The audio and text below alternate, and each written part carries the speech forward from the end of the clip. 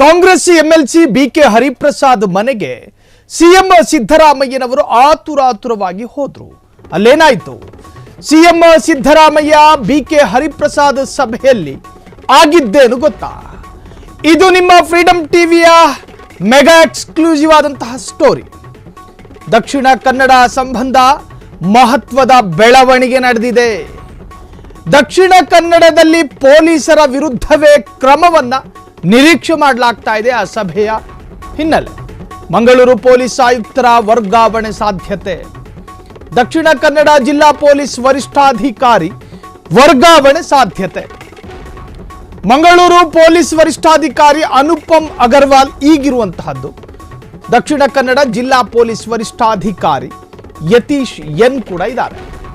ಇಬ್ಬರನ್ನು ವರ್ಗಾವಣೆ ಮಾಡುವ ಶೀಘ್ರವೇ ಆದೇಶ ಸಾಧ್ಯತೆಗಳು ವ್ಯಕ್ತವಾಗ್ತಾ ಇದೆ.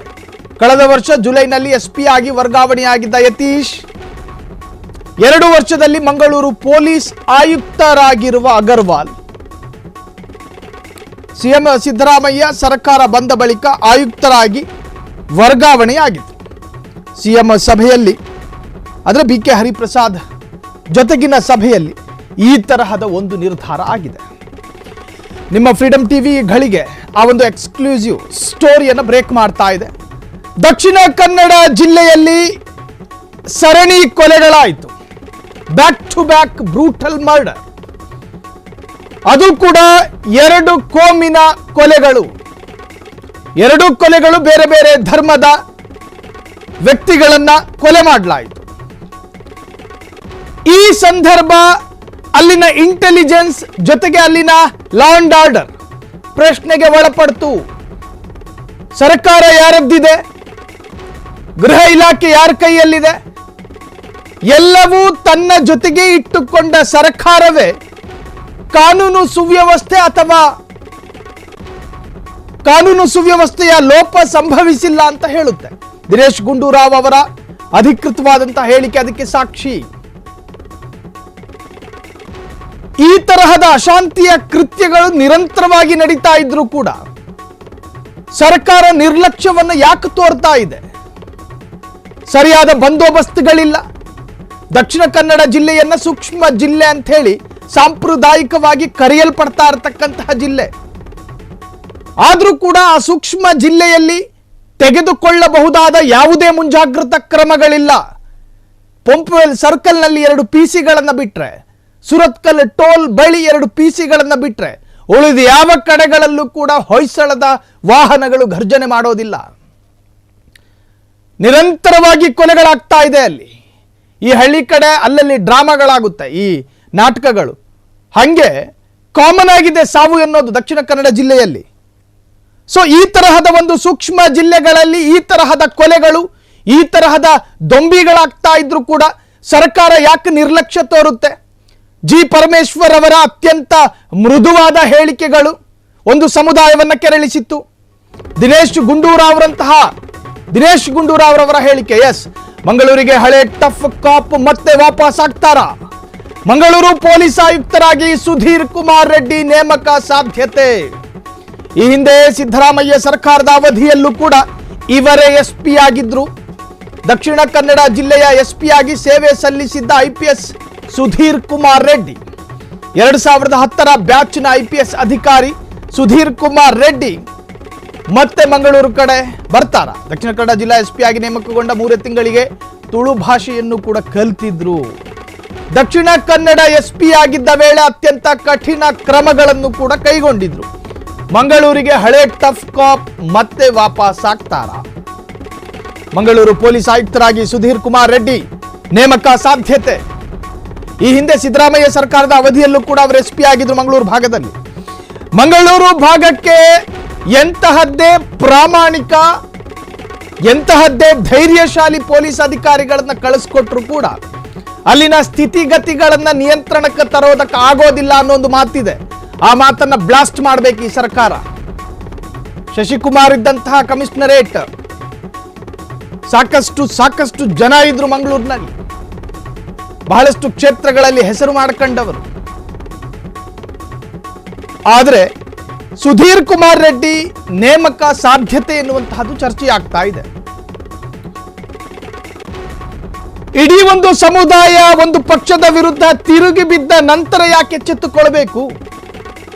ಇವೆಲ್ಲವೂ ಕೂಡ ನಿಮ್ಮಲ್ಲಿ ಇರಬೇಕಾದಂತಹ ಪ್ರಾಥಮಿಕವಾದ ನಾಲೆಡ್ಜ್ ಅಲ್ವಾ? ಯಾವ ಜಿಲ್ಲೆಯನ್ನ ಯಾವ ತರಹದಲ್ಲಿ ನಿಯಂತ್ರಣದಲ್ಲಿ ಇಟ್ಕೋಬೇಕು, ಅಲ್ಲಿನ ಕ್ರೈಮ್ ರೇಟ್ ಕಡಿಮೆ ಮಾಡೋದಕ್ಕೆ ಯಾವ ಪ್ರಿಕಾಷನ್ ಅನ್ನು ತೆಗೆದುಕೊಳ್ಬೇಕು, ಇವೆಲ್ಲವೂ ಕೂಡ ಮೂಲಭೂತವಾಗಿ ಇರಬೇಕಾದಂತಹ ಅಂಶಗಳು. ಒಂದು ಸಮುದಾಯ ಎಚ್ಚೆತ್ತುಕೊಂಡ ನಂತರ ನನ್ನ ಮತ ಬ್ಯಾಂಕ್ಗಳು ವಿಭಜನೆ ಆಗಬಾರದು ಅನ್ನೋ ಗಾಬರಿಗೆ ಬಿದ್ದು ಆತಂಕದಲ್ಲಿ ಆತುರದಲ್ಲಿ ಈ ತರಹದ ನಿರ್ಧಾರವನ್ನು ತೆಗೆದುಕೊಂಡ್ರೆ ನಾಳೆ ದಿನ ನಿಮ್ಮ ಬಗೆಗಿನ ಲೆಕ್ಕಾಚಾರಗಳು ಉಲ್ಟಾ ಪಲ್ಟಾ ಆಗುತ್ತೆ. ಒಂದು ಸಮುದಾಯವನ್ನ ತುಷ್ಟೀಕರಣ ಮಾಡುವ ಹೆಸರಿನಲ್ಲಿ ಈ ತರಹದ ಕ್ರಮ ಸರಿಯಲ್ಲ. ಇಲ್ಲಿ ಯಾವುದೇ ತರಹದ ತಾರತಮ್ಯ ಧೋರಣೆ ಇರಬಾರದು. ಯಾವುದೇ ಸಮುದಾಯದ ವ್ಯಕ್ತಿಗಳಿಗೂ ಕೂಡ ಅನ್ಯಾಯ ಆದರೆ ಅದನ್ನು ಸರಿದೂಗಿಸುವಂತಹ ಜವಾಬ್ದಾರಿ ಸರ್ಕಾರದ್ದು. ಯಾರೇ ಸಮಸ್ಯೆಗಳನ್ನು ಹೇಳ್ಕೊಂಡ್ರೂ ಕೂಡ ಕಿವಿ ಕೊಟ್ಟು ಎಕ್ಸಲೆಂಟ್ ಲಿಸನರ್ ಆಗಬೇಕು ಆಡಳಿತಾರೂಢ ಸರ್ಕಾರ.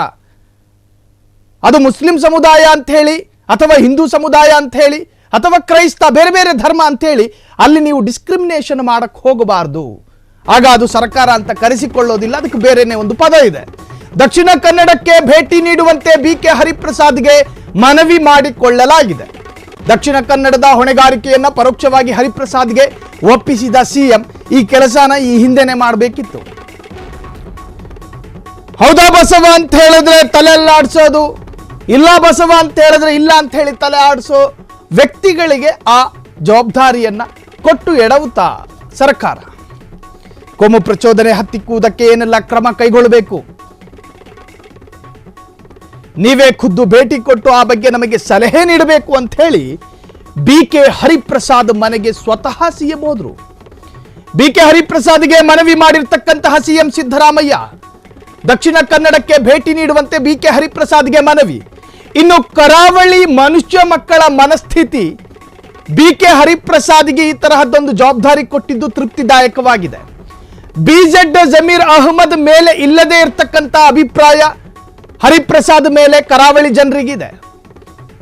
ರಿಜ್ವಾನ್ ಅರ್ಷದ್ ಮೇಲೆ ಇಲ್ಲದೆ ಇರತಕ್ಕಂತ ಅಭಿಪ್ರಾಯ BK ಹರಿಪ್ರಸಾದ್ ಮೇಲೆ ಕರಾವಳಿಗರಿಗಿದೆ. UT ಖಾದರ್ ಸ್ಪೀಕರ್ ಮೇಲೆ ಇಲ್ಲದೆ ಇರತಕ್ಕಂತಹ ಧನಾತ್ಮಕ ಅಭಿಪ್ರಾಯ ಇದೇ ಹರಿಪ್ರಸಾದ್ ಮೇಲೆ ಕರಾವಳಿಗರಿಗಿದೆ.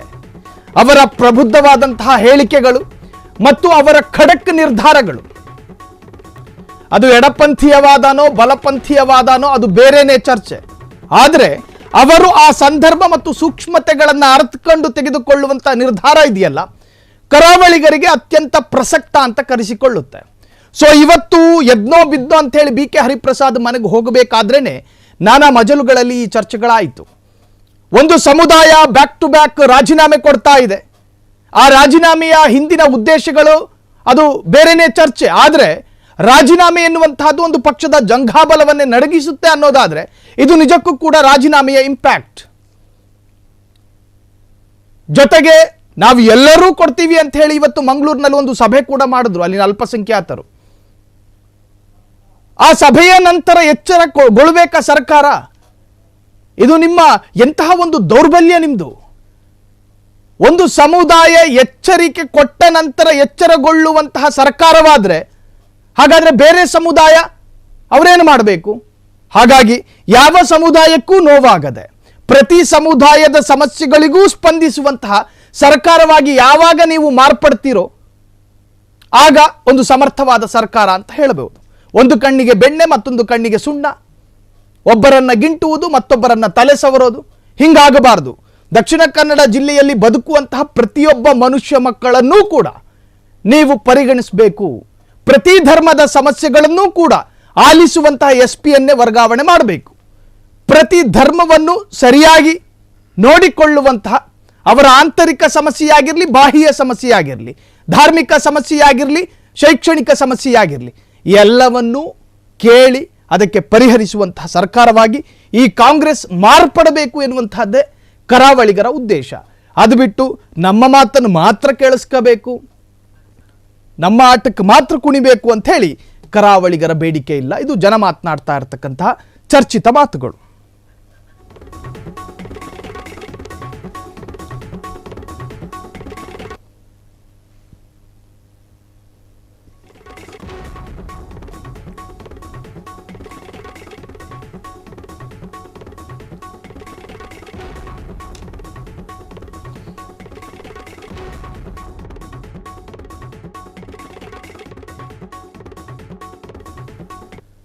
ರಾಜೀನಾಮೆಗೆ ಮುಂದಾಗಿದ್ದಂತಹ ಮುಸಲ್ಮಾನ ಮುಖಂಡರಿಗೆ ಸಿಎಂ ಸಿದ್ದರಾಮಯ್ಯ ಕರೆ ಮಾಡಿದ್ದಾರೆ.